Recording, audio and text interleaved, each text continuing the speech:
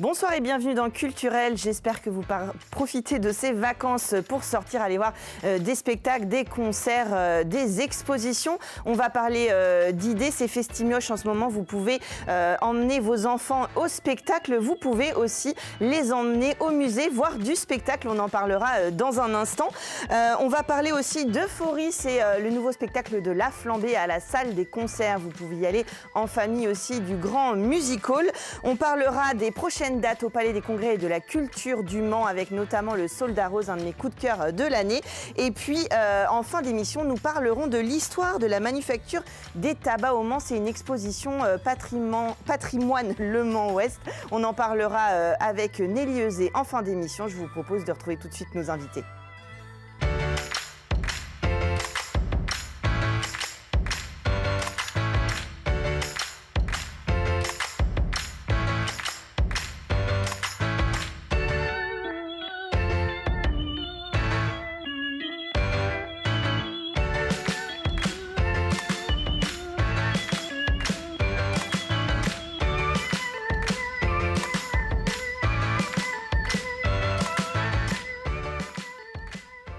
Alors, du spectacle jeunesse sur ce premier plateau. Dans un instant, on parlera des animaux en conte et en musique avec Daisy et Florent. Bonsoir. Bonsoir Chloé. De la compagnie Fais pas ci, fais pas ça. Mais avant, on y va, on le fait justement. On va à Festimioche, 14e édition. Samantha Merly, bonsoir. Bonsoir. Rachel Foucret, bonsoir. Bonsoir. Vous êtes toutes les deux comédiennes à la compagnie Les Gamètes et vous faites partie des organisatrices de ce festival. Donc cette 14e édition déjà, l'idée c'est d'avoir un temps fort pendant les vacances de février pour pouvoir emmener les enfants au spectacle. Tout à fait. C'est le moment, le rendez-vous attendu, parce que maintenant, mon 14e édition, on est bien identifié, et c'est le rendez-vous des familles. Première semaine des vacances de février, pendant 3 jours. 3 jours, des spectacles jeunes publics, des concerts, de la convivialité, du bonheur, de la joie. Alors, il y a vraiment pour tous les enfants, 3 ans, 5 ans, 7 ans, et puis évidemment, je le dis tout le temps sur cette antenne, les adultes aussi, parce qu'on prend grand plaisir, n'est-ce pas, à aller voir les spectacles pour enfants. C'est aussi les premières armes de la création 2025 de la compagnie T'es trop fort avec Jean-Pierre Le Berger. Tout à fait. Tout à fait. La première, c'était hier, et là, il rejoue ce soir à 20h. Est-ce qu'il reste de la place? Je ne pense pas. Je sais pas. Alors, je sais pas. Là, évidemment, je fais un peu cocorico, on est sur LMTV Sarthe, c'est des Sartois, mais il y a un mélange comme ça entre des compagnies locales et des compagnies que vous faites venir. L'idée, c'est aussi justement de vous rencontrer aussi entre vous, de voir vos spectacles et peut-être un petit peu comme ça de vous entraider ou en tout cas de vous faire connaître.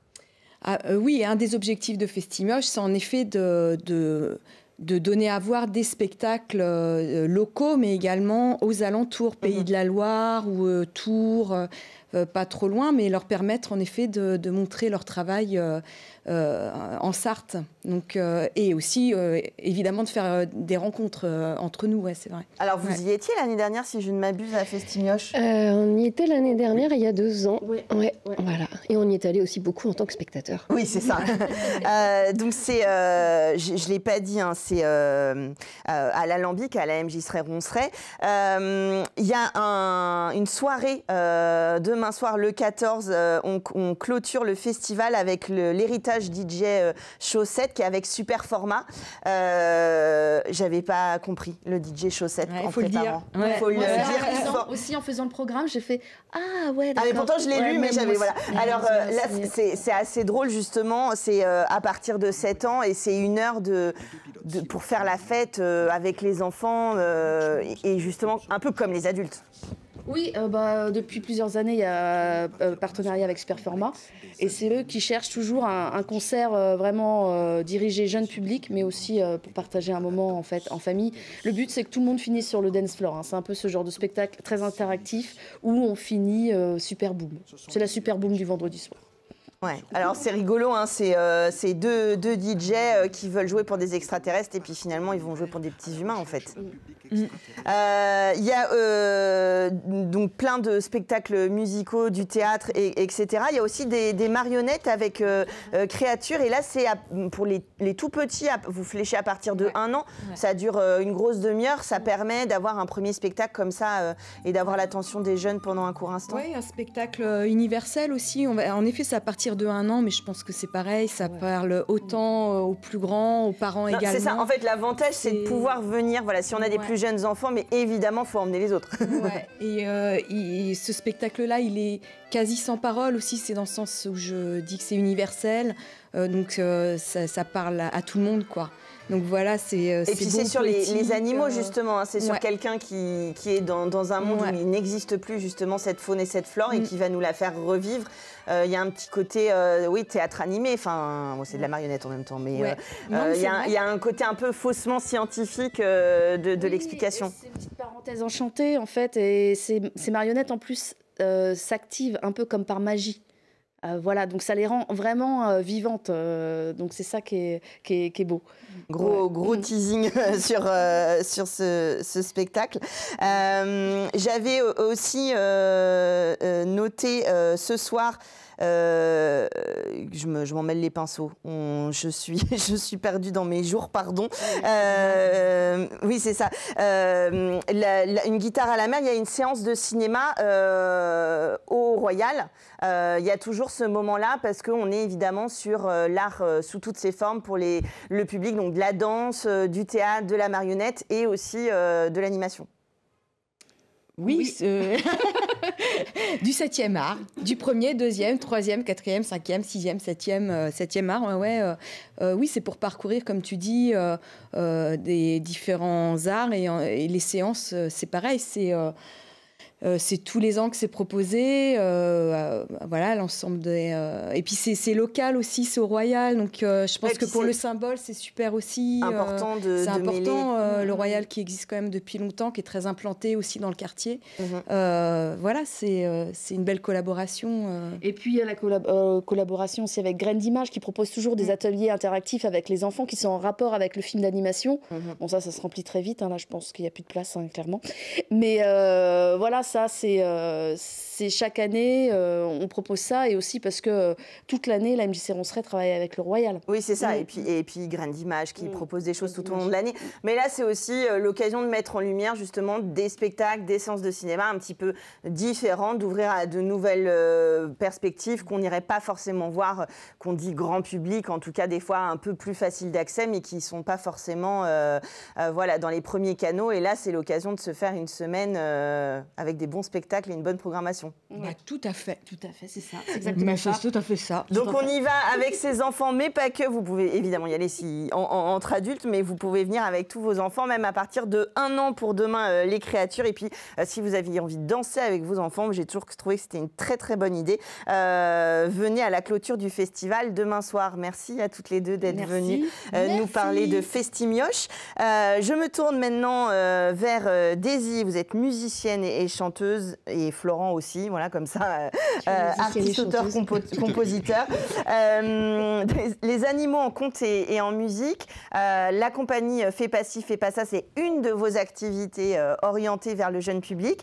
Et là, vous avez répondu à une proposition du musée Jean-Claude Boulard, Carré-Plantagenet, c'est ça ? Exactement. On a été invités, ça fait à peu près 5-6 mois en fait, pour proposer une création vraiment sur mesure par rapport à l'exposition qui a lieu en ce moment et jusqu'à fin 2025, voire peut-être 2026. Si je ne me trompe pas dans les dates. Donc l'idée, c'était de créer en fait des spectacles in situ en s'inspirant de l'exposition, voilà, et pour plusieurs tranches d'âge. Alors, ce qui tombe bien, c'est que c'est une exposition sur les animaux au musée. Et les animaux, ils sont déjà très présents dans vos spectacles. À la fois l'animal, le végétal, le bruit de l'animal. Enfin, c'est un support pour vous. En tout cas, on a l'impression que c'est quand même un personnage qui revient souvent et qui vous inspire pour parler aux enfants, pas que des animaux, justement. Oui, mais je vais parler. Oui, c'est vrai que c'est un sujet, l'animal, du moins le végétal ou le monde du vivant, c'est quelque chose qu'on aime traiter effectivement dans nos spectacles, par la musique, et puis on a une sensibilité à l'environnement, à tout ce qui est Parfois, il y en a dans vos spectacles, hein, il y a dans le décor, etc. Oui, tout à fait. Ouais. Le dernier spectacle sur les éléphants, Myoba, un petit poisson aussi. Enfin, voilà, on est très sensible à cette thématique. Et on s'en était pas vraiment rendu compte, en fait. Qu'on traitait souvent des rapports avec le vivant, en fait, le végétal, l'animal. Et en fait, on travaille sur d'autres sujets à travers ces animaux, en fait. Voilà, évidemment, c'est un point de départ à la création. Alors, comment on crée par rapport à une exposition? Vous êtes allé dans le musée, vous avez vu et revu l'exposition, vous avez eu des coups de cœur pour des animaux, des œuvres, comment ça se passe? Eh ben, on a visité déjà le musée comme une personne lambda, et puis on a repéré des zones un peu plus inspirantes, voilà, tout à fait, inspirantes. Après, on a eu une visite plutôt avec une approche scientifique, voilà, et puis après, on s'est laissé inspirer par rapport voilà, aux différentes sensations qu'on avait. Voilà, il y a plusieurs tableaux, plusieurs époques. Il y a le Moyen-Âge, il y a la préhistoire. Donc voilà, on a essayé de greffer un petit peu nos contes et nos recherches pour ça. Le spectacle, il est in situ. Vous baladez les gens dans le musée. C'est une sorte de médiation artistique. En fait, c'est un mélange entre la visite et le spectacle. Oui, c'est ça. On va se promener dans le musée, en fait, au travers d'histoires. On a tiré pas mal de fils. D'ailleurs, on a eu du mal à faire des choix parce qu'on avait tellement de fils à tirer par rapport à cette problématique qu'il a fallu choisir. Et donc, voilà, on se promène dans le musée. Alors, c'est fléché, donc il y a une séance ce 16 février. C'est fléché dès 6 ans. Là encore, ça permet... Comment ? L'après-midi, c'est dès 6 ans. D'accord. Et le matin, c'est moins de 5 ans. D'accord, Voilà. donc il y a deux tranches d'âge. L'idée, c'est aussi justement d'emmener des enfants au musée par le spectacle, par la musique, le conte. Peut-être des publics qui, des fois, vont pas forcément aller facilement vers le musée, qui vont être plus attirés par le spectacle le vivant, hein, parce que les animaux, là, dans le musée, Ils sont vivants mais morts. Voilà, c'est ça, exactement. Naturalisés. Ils sont naturalisés, voilà, je cherchais le mot. Donc voilà, c'est un moyen, évidemment, et je pense que c'est pour ça que Le Mans fait cette proposition, de faire le lien entre les expositions et les artistes locaux, en l'occurrence, puisque vous êtes sartois. Oui, c'est ça. Je pense que c'est encore de la médiation culturelle. Comment inviter les gens à venir au musée quand ils n'ont pas forcément l'habitude. Surtout que l'exposition permanente est seulement sur la société plutôt. Et depuis qu'ils ont ramené les animaux, ils ont fait un lien entre la société, le rapport de l'animal à l'homme, le rapport de l'homme à l'animal. Donc ça permet de tirer aussi des fils un peu différents. Oui, et puis le musée va fusionner avec le musée vert. Donc il y a évidemment aussi ce fil qui est tiré par la ville. Est-ce que aller visiter des expositions comme ça ou des lieux, c'est quelque chose que vous faites? Alors est-ce que vous faites un safari quand vous faites un spectacle sur des éléphants? Est-ce que vous allez vous inspirer comme ça? Alors évidemment, je rigole sur le safari, quoique, mais est-ce que c'est dans vos méthodes de création d'aller vous inspirer dans un lieu ou d'une exposition, d'un patrimoine? C'est plutôt un coup de cœur déjà par rapport à l'animal, et puis après on va faire des recherches dans des contes existants ou même des documentaires télévisuels. Oui, d'avoir la référence, un petit peu de savoir ce qui a déjà été fait autour de ça. Et puis de raconter vos propres histoires orales. On est dans la tradition aussi des contes où c'est comme ça aussi qu'on transmet notre patrimoine et notre culture. Et vous la compagnie des Gamètes, est-ce que c'est un exercice que vous aimez faire, vous inspirer d'un lieu ou d'une exposition, de quelque chose d'existant que vous pouvez vivre? Oui, on aime bien partir aussi de l'existant, pas forcément du vivant, mais de choses on est assez concrètes toutes les deux pour partir ensuite ailleurs dans l'imaginaire, ouais. Et s'inspirer en effet graphiquement, ça arrive aussi, ouais, tout à fait, ouais. De toute façon, c'est un peu le principe de création des spectacles comme ça. Mais c'est vrai que, je ne sais pas, peut-être je me trompe, mais sur le spectacle jeune public, on a l'impression que dans cette oralité très forte, cette idée de transmission, on s'inspire de choses qui coup de cœur ou qui nous sont chères ou on sent une espèce d'urgence de les transmettre. Et finalement, ça fait partie du message aussi que vous essayez de donner sur scène. Oui, c'est aussi, en tout cas pour nous, un système d'écriture, en fait, de partir de quelque chose, soit d'une époque, d'un contexte, ou même d'une couleur. C'est pour ça, en effet, la peinture, par exemple. Fort, quelque chose de cohérent, qui nous parle à nous. Et après, à l'intérieur de ça, comment on va réussir à construire une histoire, à s'amuser aussi dedans. C'est ça.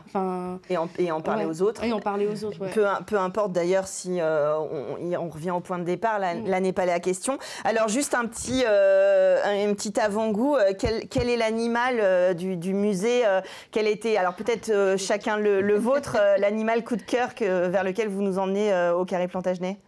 Alors en fait, c'est pas vraiment un coup de cœur, mais il y a un animal qui nous a un petit peu intéressé plus que les autres, c'est le carcajou. D'accord. Voilà, donc on a fait à peu près la même tête. Ou le glouton. Le glouton, oui. D'accord. Qui est un animal en fait qui se retrouve être très très présent dans plein d'histoires, dans plein de contes, dans plein de contrées, plein de contrées, ainsi que le corbeau. Le corbeau qu'on retrouve dans plein d'histoires, vraiment sur plein d'époques, et puis pas forcément avec la même perception de l'animal en fonction de l'époque, en fonction de l'endroit. Par chez nous, par exemple, le corbeau, c'est pas super, on n'est pas... Oui, c'est pas le meilleur animal. Mon meilleur ami, c'est le corbeau.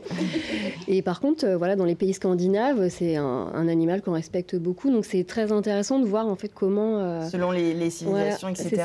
Et là, alors, le premier animal... Le carcajou. Ça ressemble à quoi, un glouton? Alors, c'est dit être de la famille des blaireaux et des fouines. C'est un genre, voilà. Un petit peu plus gros, Ça ressemble à un ours un peu aussi. C'est très carnassier. C'est un mixte entre, un ours, une hyène, Ça existe encore?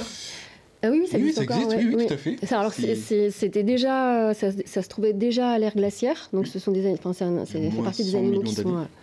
Moins 100 000 ans. Et ouais, là, il y a un glouton naturalisé. Maintenant, on les retrouve un peu au Canada. Donc, il y a beaucoup de continuité. On le retrouve, etc. Et c'est un animal très, très féroce que tu n'as pas envie de rencontrer, en fait. Parce que quand vous me dites comme ça, le glouton qui ressemble à un blaireau, ça donne...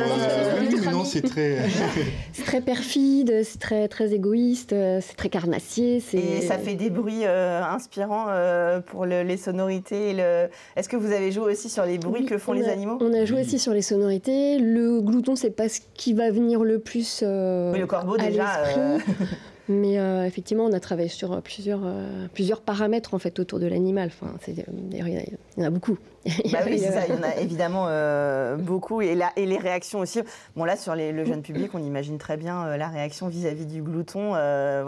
Il y a déjà des choses à raconter. Moi, ça m'a déjà donné envie de venir pour aller voir cet animal que je ne connaissais pas. Et puis, c'est une façon de revoir peut-être aussi le Carré Plantagenet, comme vous le disiez, d'une autre manière. Avec cet éclairage. Donc, le premier rendez-vous, c'est ce 16 février. Il y en aura d'autres à suivre sur le site des musées du Mans. Le Festimioche, c'est encore ce soir et demain à la MJC Ronceret. Et puis, on retrouve la compagnie Gamette. Vous viendrez nous parler de vos prochains spectacles. Merci à tous les quatre d'être venus nous parler de ces spectacles jeunes publics. Nous, on continue avec le nouveau spectacle de La Flambée, Euphorie.